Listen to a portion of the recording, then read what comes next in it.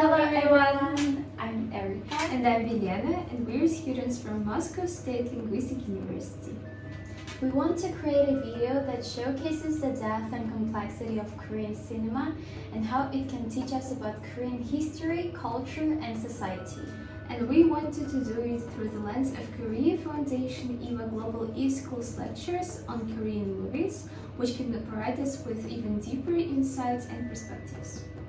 First up, we have A Frozen Flower, a historical drama set in the Goryeo dynasty. This film was directed by Ewha and released in 2008. The historical film is set in the late Goryeo dynasty and early Joseon dynasty periods and is loosely based on the reign of Gonmin of Goryeo. The film is about a rather unique love triangle. The movie showcases traditional Korean costumes and fashion of that period. The costumes worn by the actors in the movie are colorful, reflecting the traditional clothing styles of that time. The movie also depicts the royal and noble culture of Korea during the Goryeo and Joseon dynasty periods. Overall, this film explores the themes of power, duty, and desire, set against the backdrop of one of Korea's most fascinating dynasties. Although Frozen Flower doesn't strictly comply with historical facts, it's a prime example of how Korean cinema can transport you to another time and place. And then we have The Face Reader, which explores the traditional practice of face reading in Korea. This film delves into the world of face reading, a traditional practice in Korea that's still widely used today. It's a fascinating look at the intersection of history and superstition. This film was directed by Han Jae-rim and released in 2013. It is a story about Naekyong, a man living during the Joseon dynasty who is exceptionally skilled in physiognomy. Naekyong's life takes a turn when he is summoned to the royal court, where he becomes embroiled in a power struggle between King Cheon-seo and King Moon-jeon. During the Joseon period, political conflict and power struggles were common. The characters such as King Moon-jeon, King Sejong, and King Dan-jeon are also inspired by real historical figures. We can also showcase Once Upon a Time in High School, which captures the nostalgia and angst of growing up in Korea during the 1970s. Once Upon a Time in High School was directed by Ewha and released in 2004. It is a coming-of-age film that is set in the 1970s and depicts the lives of high school students during a time of political turmoil in Korea. From the movie, we can learn about the social and political climate of Korea during the 1970s, including the rise of student activism and the government's suppression of political dissent. We can also learn about Korean youth culture during that period. Additionally, the movie highlights the challenge that Korean students face in pursuing their education and aspirations during a time of social upheaval. It's a perfect example of how Korean cinema can speak to universal experiences and emotions. And we can't forget about The Day Pig Fell into the Well, a film that explored the complexities of modern urban life in Korea. The Day Pig Fell into the Well is a 1996 South Korean film directed by Hong Sang-soo. The film intertwines four distinct narratives, each focusing on different characters. It reflects the issues faced by many individuals during South Korea's rapid economic development in the late 20th century. The movie effectively uses these characters and their stories to expose the underside of South Korea's economic miracle, showing the existential crisis, dissatisfaction, social dislocation, and emotional turmoil experienced by the individuals in a rapidly changing society. It is a raw and honest reminder that even amidst economic growth, people still struggle with their emotions and relationships. Another great film is Marriage is a Crazy Thing, which takes an honest and frank look at the ups and downs of married life in Korea. Marriage is a Crazy Thing is a romantic drama film that was directed by Ewha and released in 2002. While the movie is primarily a story of a couple's relationship, it also provides some insight into modern Korean society. The movie explores the themes of love, marriage, and infidelity, and how these concepts are viewed in Korean culture. This film isn't afraid to tackle the messy, complicated aspects of relationships. It portrays the challenge of modern relationships in society that places a high value on traditional family values. The movie also highlights the pressure that Korean society places on individuals to conform to social norms and expectations. The movie also highlights the rapid social changes happening in Korea during the 1990s. The country was transitioning from a mostly agrarian society to an industrialized one, which resulted in significant changes in social roles and expectations. Overall, the movie Marriage is a Crazy Thing offers a glimpse into the historical and cultural aspect of Korean society, including traditional gender roles, rapid social change, and the complexities of romantic relationships. And we can't leave out Architecture 101, which celebrates Korea's unique architectural heritage while exploring the power of memory and nostalgia. This film speaks to the universal themes of love, loss, and regret. But it's also a tribute to Korea's unique architectural heritage. Architecture 101 is a South Korean romance film directed by Eun-joo. It tells the story of two university students who meet in an introductory architecture class and develop a close bond. The film effectively captures the changing societal landscape in Seoul in the 90s, when South Korea was undergoing significant economic growth and urban development, which mirrors the architectural theme of the movie. The architecture class, the remodel of the old house, and the contrast between the past and the present all serve as metaphors for the changes and development in South Korean society. The old house in Jeju Island could be seen as a symbol of traditional Korean values, which are being remodeled and replaced by modern designs, much like South Korea itself.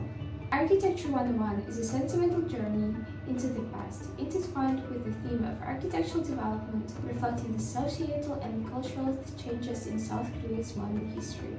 And let's not forget about Late Blossom, a heartwarming story of love and friendship among the elderly. Late Blossom is a romantic drama film that was directed by Joo Chang-min and released in 2011. The film is about the love story of two elderly couples. It emphasizes the idea that love never grows old. It shows how the characters are still searching for and sustaining love even in their old age, which goes beyond physical appearance, age, and wealth.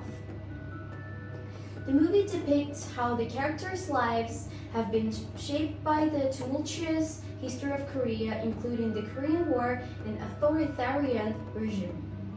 It reflects the struggles of the older generation who experienced these historical events firsthand. The movie portrays how friendship transcends age, background, and culture. The characters in the movie show how a simple act of kindness can bring people together and foster lasting friendships. The movie also depicts traditional Korean values such as respect for the elderly, the importance of community, and the significance of family relationships. And we can't leave out Lady Vengeance, a stylish and shocking revenge thriller that pushes boundaries and challenges conventions. Lady Vengeance is a South Korean psychological thriller film directed by Park Chan-wook. It is the third installment in his Vengeance trilogy, following Sympathy for Mr. Vengeance and Oldboy. The film is a visceral and unforgettable experience that will leave you on the edge of your seat, and is just one of many examples of how Korean cinema pushes boundaries and challenges conventions. We can analyze the film's themes of justice, revenge, and forgiveness, and explore how it reflects Korea's modern society and values. The film centers around the character Lee Gun-ja, who is wrongly convicted of kidnapping and murdering a 6-year-old boy. Gun-ja spends 13 years in prison for a crime she did not commit and becomes well-liked by her cellmates due to her caring nature, while also planning her revenge. Lady Vengeance explores the themes of revenge, salvation, and cyclical nature of violence, reflecting the turbulent modern society of Korea, marked by colonization, war, and division. And finally, we have Card and the Yellow Sea, two films that tackle social issues and expose the realities of life in modern-day Korea. Card is a story of female employees of a large retail store who lose their jobs due to the company's restructuring and their subsequent fight for justice. This film was directed by Ubushieva and released in 2014. The movie shows how collective action and protest can bring about change in society. This is particularly important in Korean history, where peaceful protests have often been used to challenge the status quo and bring about social change. This film highlights the role of unions in protecting workers' rights and promoting social justice in Korean society.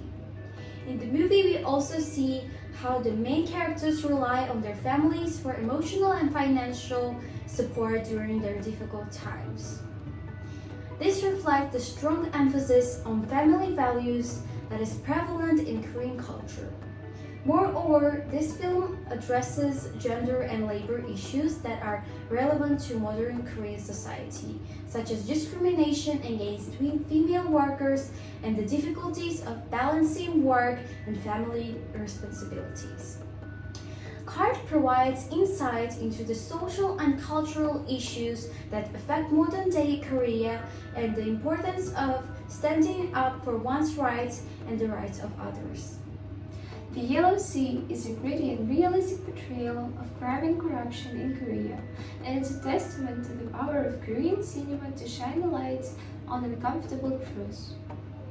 It's a challenging film that will leave you thinking long after it's over.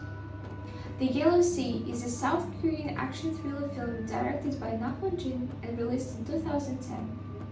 The film is set in the Yanban Korean Autonomous Prefecture in China, an area situated between North Korea, China, and Russia, and is home to many ethnic Koreans. The film's protagonist is struggling with debt after his wife goes to South Korea to earn money and disappears. To clear his debts and find his wife, Gun-nam accepts a dangerous job and faces many difficulties. He's caught in a dangerous game between rival gangsters and must navigate through his perilous situation to survive. The Yellow Sea spotlights the plight of Choseon-jok, a group living in the border regions, shedding light on their often harsh living conditions and the lengths they go to survive. By showcasing these films and exploring them through KF-Ewha Global E-Schools lectures and courses on Korean cinema, we can develop a deeper understanding of Korea's history, culture, and society. And we can share this knowledge and appreciation with others through our video project for the KF-Ewha Global E-School contest. Thank you for joining us on our journey through Korean cinema. We hope that you've enjoyed it as much as we have. And we also would like to express our sincere appreciation to Korea Foundation and Ewha Women's University for organizing the KF-Ewha Global E-School program. As an international students, we have found the program to be an incredible opportunity to learn about Korean culture. We would like to extend our gratitude to No Sang-ho 교수님. The lectures have been engaging and informative, and we have enjoyed learning about various aspects of Korean culture and history through Korean cinematography. Goodbye!